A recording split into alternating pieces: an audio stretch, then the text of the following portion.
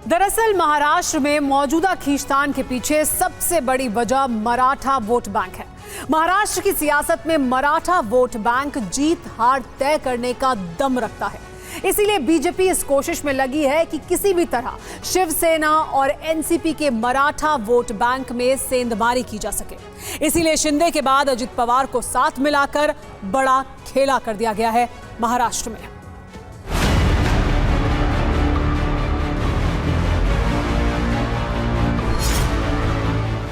अगले साल चुनाव है, इसी वजह से अजित पवार ने ऐसा सियासी दांव चला है जिससे चचा शरद पवार की हर चाल चित होती जा रही है। अजित पवार के डिप्टी सीएम बनते ही महाराष्ट्र की सियासत में एक साथ कई बाजी खेली जाने लगी।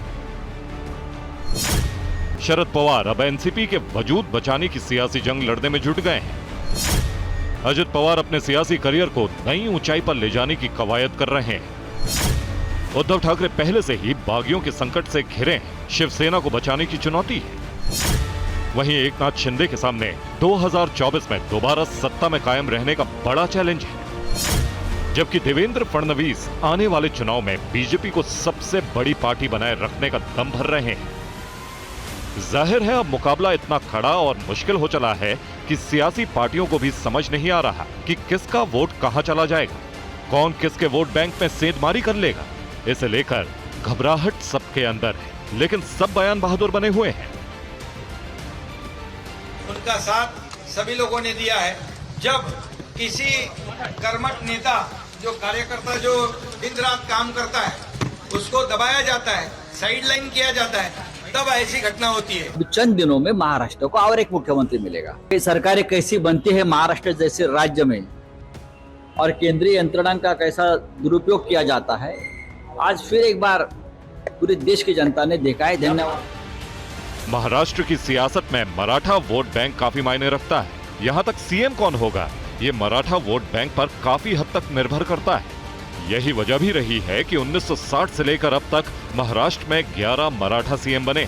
ऐसे में बीजेपी मराठा वोट बैंक पर नजर गड़ाए रहती है, जबकि शिवसेना और एनसीपी का भी कोर वोट बैंक मराठा ही है। महाराष्ट्र की 13 करोड़ की आबादी है, जिसमें मराठा समुदाय की हिस्सेदारी 32% से ज्यादा है। राज्य की 288 विधानसभा सीटों में से 200 पर मराठा वोटरों की जीत हार में अहम भूमिका रहती है।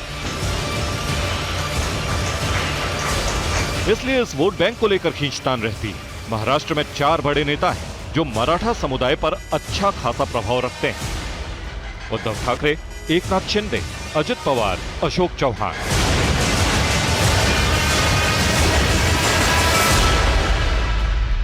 अब बीजेपी को इनमें से 2 बड़े नेताओं का साथ मिल चुका है। जाहिर है इससे अच्छा खासा फायदा बीजेपी को होगा। वैसे भी देवेंद्र फडणवीस को लेकर मराठा समुदाय नाराज चल रहा था, जिसकी भरपाई एकनाथ शिंदे और अजित पवार कर सकते हैं।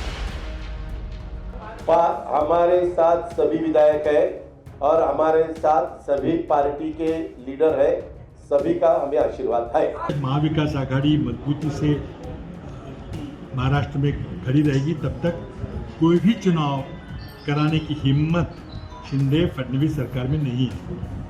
स्थानीय इकाइयों के चुनाव 1.5 साल से प्रलंबित है, लेकिन शिंदे फडणवीस सरकार की हिम्मत नहीं हो रही है चुनाव कराने की, और इसीलिए हमें अंदेशा था कि कोई ना कोई गुट को तोड़ने की कोशिश की जाएगी। आज ये कोशिश सफल हुई, लेकिन मुझे अभी की जो स्थिति है उसके मुताबिक 2019 लोकसभा चुनाव में शिवसेना को 39% मराठा वोट मिले थे, जबकि एनसीपी को 28%, बीजेपी को 20%, जबकि 9% कांग्रेस और 5% में अन्य पार्टियां शामिल थीं। कुल मिलाकर शिवसेना और एनसीपी की मराठा वोट बैंक पर अच्छी खासी पकड़ है। लेकिन शिवसेना से एकनाथ शिंदे के अलग होने से और एनसीपी के अजित पवार के शिंदे सरकार में मिलने से बीजेपी मराठा वोट बैंक में सेंधमारी कर चुकी है। लेकिन बीजेपी का ये प्रयोग कितना सफल होगा, कुछ कहा नहीं जा सकता, क्योंकि उद्धव ठाकरे मराठा अस्मिता और बाला साहेब ठाकरे को सामने रखकर पूरा जोर लगाएंगे। मराठा वोट बैंक के सहारे शरद पवार एनसीपी का वजूद बचाए रखने के लिए पूरी ताकत झोंकने जा रहे हैं। जल्द ही शरद पवार पुणे में रैली करने जा रहे हैं। उधर अजित पवार भी नई सियासी रणनीति को लेकर जल्द ही जमीनी स्तर के कार्यकर्ताओं के साथ मंथन करने वाले हैं।